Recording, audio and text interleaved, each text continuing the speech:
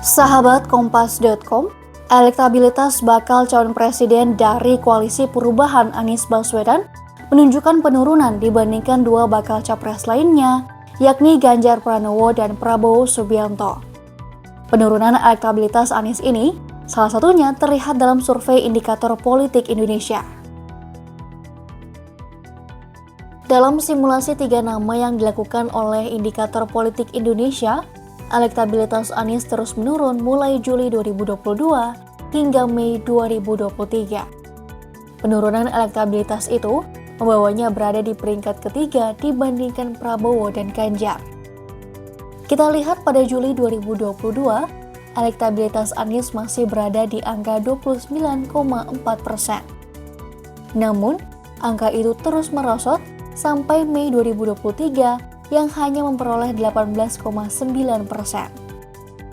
Jika dibandingkan dengan Prabowo dan Ganjar, saat elektabilitas Anies menurun, justru elektabilitas Prabowo dan Ganjar naik sampai ke angka 38 dan 34%. Bukan hanya hasil survei Indikator Politik Indonesia saja yang menempatkan Anies di posisi terbawah dibandingkan dua baca pres lainnya. Ada temuan sejumlah lembaga survei yang menempatkan elektabilitas Anies lebih rendah dibandingkan Prabowo dan Ganjar. Kita mulai dari Saiful Mujani Research and Consulting atau SMRC. Dalam survei yang dilakukan 2 hingga 5 Mei 2023, terlihat posisi Anies berada di urutan ketiga dengan raihan elektabilitas 21,7%. Sementara dua lawannya yakni Prabowo unggul 34,5%, dan Ganjar 33,3%. Selanjutnya ada Litbang Kompas. Dalam survei yang dilakukan 29 April hingga 10 Mei 2023, elektabilitas Anies juga berada di posisi ketiga, yakni 13,6%. Sementara di urutan pertama ada Prabowo di angka 24,5%, dan di urutan kedua ada Ganjar dengan elektabilitas 22,8%. Selanjutnya yakni Populi Center.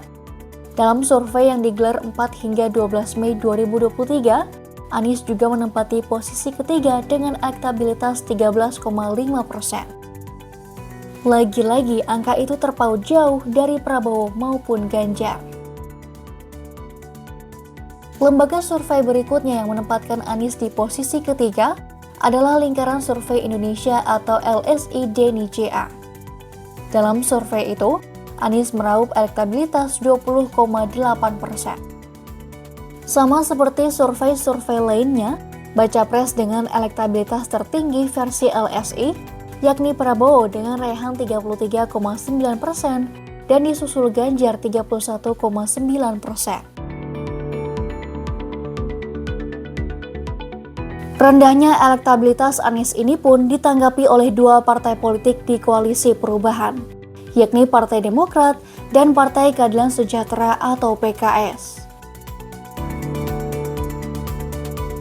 Dari Demokrat, ada Ketua Badan Pemenangan Pemilu Partai Demokrat Andi Arief yang menilai turunnya elektabilitas Anies itu, salah satunya karena Anies belum menentukan sosok calon wakil presiden. Oleh karena itu, ia pun mendesak Anies untuk segera mendeklarasikan cawapres.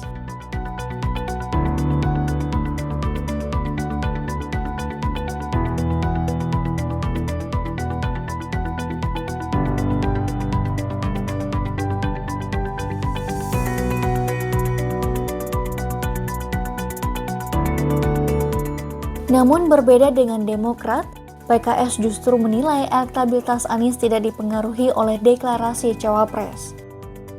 Juru bicara PKS Ahmad Mabruri menyinggung bakal capres lain seperti Prabowo dan Ganjar. Menurut dia, elektabilitas kedua baca pres itu justru tetap bisa meningkat meskipun belum menentukan cawapres.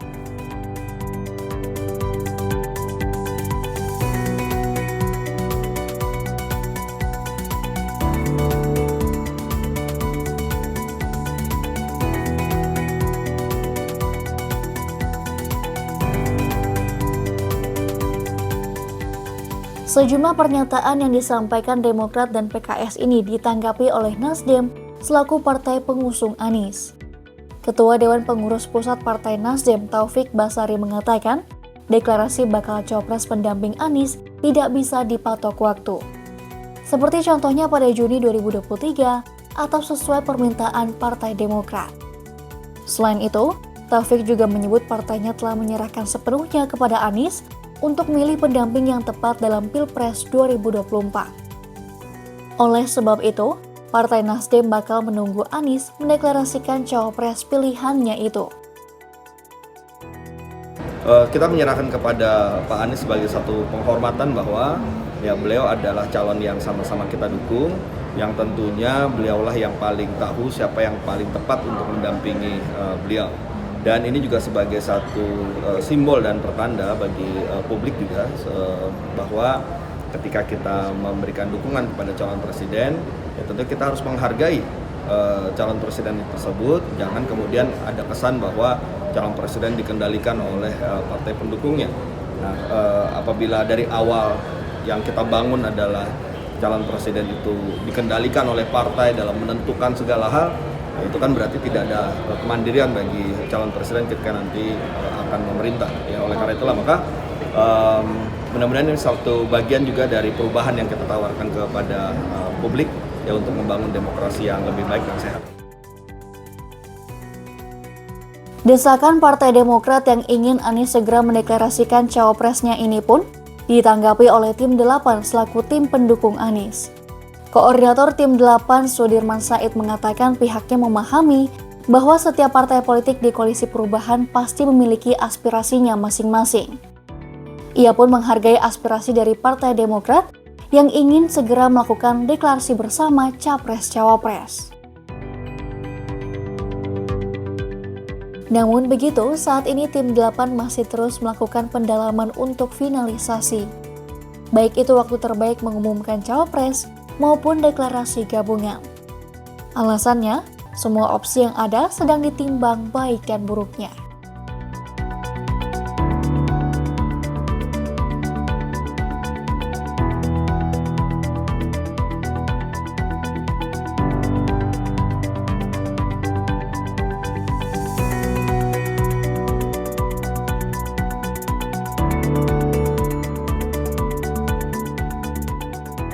Kini publik masih menanti kepada siapa Anies akan menjatuhkan pilihan bakal cawapresnya untuk bertarung bersama di Pilpres 2024 mendatang.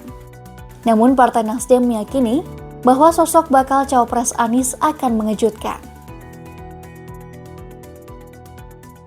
Menurut Ketua DPP Partai Nasdem Willy Aditya, bakal cawapres pendamping Anies tak hanya mengejutkan capres dari koalisi lain.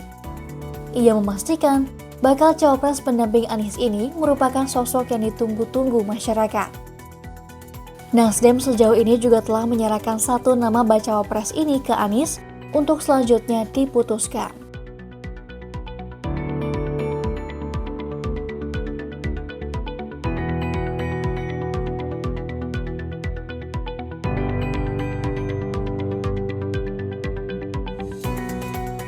Sementara itu, PKS sebelumnya juga telah menyatakan ada 3 nama yang masuk jadi kandidat cawapres Anies.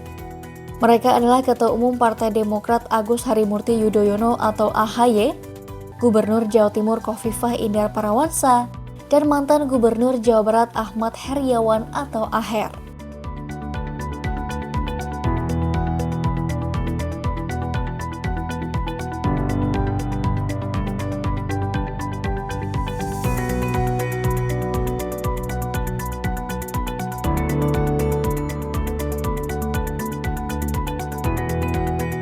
Nah, sahabat Kompas.com, itu dia tadi kabar terkini mengenai turunnya elektabilitas Anies dan desakan untuk mendeklarasikan cawapres.